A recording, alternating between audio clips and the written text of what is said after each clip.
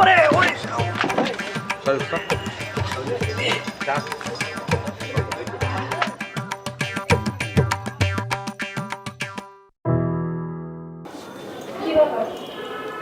আজকে তো দেরি হলো। ও না, আমি ওই অফিস থেকে বেরোয় এক জায়গায় একটু গিয়েছিলাম। কোথায় গিয়েছিলেন? ওস্তাদের কাছে। ওস্তাদের কাছে? গানের ওস্তাদ। গানের ওস্তাদ মানে গান শিখছো? হ্যাঁ, ওস্তাদ ছাড়া কি করে শিখবো? আমার গানের ওস্তাদ থাকতে পারে না? না, ওস্তাদ থাকতে পারে, অবশ্যই থাকতে পারে, কিন্তু এই বয়সে গান শিখে কি হবে? গান শেখে মানুষ কি কিছু হওয়ার জন্য? গান শেখে তো নিজের ভালো লাগার জন্য। তুমি শিখবে গান? হ্যাঁ শিখবো, কেন আমি গান শিখতে পারি না? না, অবশ্যই পারো, কিন্তু এই শেষ বয়সে এসে গান শিখবে? গান শেখার আসলে তো কোনো বয়স নাই। তাছাড়া তুমি গান পছন্দ করো, সেই জন্য ভাবলাম আমি গানটা শিখি, মাঝে মাঝে গান শোনাবো তোমাকে।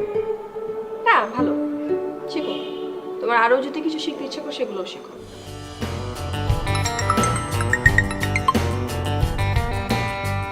হ্যালো, কেমন আছো?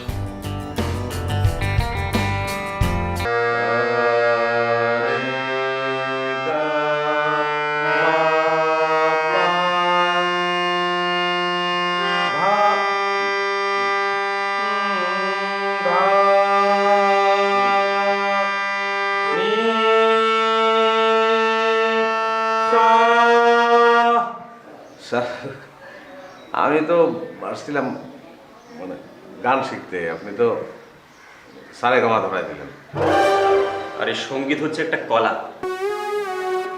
স্যার, কলা তো গাছে ধরে, সঙ্গীত কলা। শিল্পের অনেকগুলো কলার মধ্যে সঙ্গীত একটি কলা। বুঝতে পেরেছি যে কলাটা খাওয়া যায় না, এটা বা বুঝতে হয়। প্র্যাকটিস করো। জি।